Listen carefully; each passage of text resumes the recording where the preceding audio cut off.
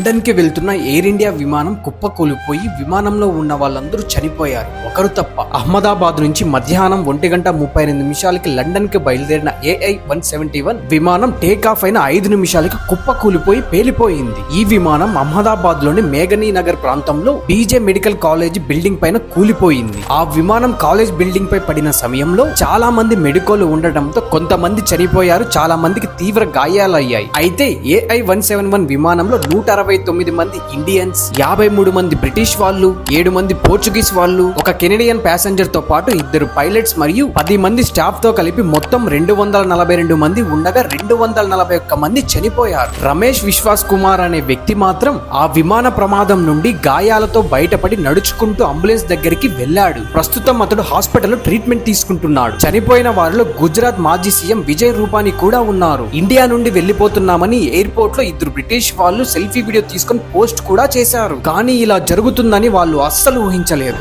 భవిష్యత్తులో ఇలాంటి ప్రమాదాలు ఎక్కడా జరగకూడదని గట్టిగా కోరుకుందాం.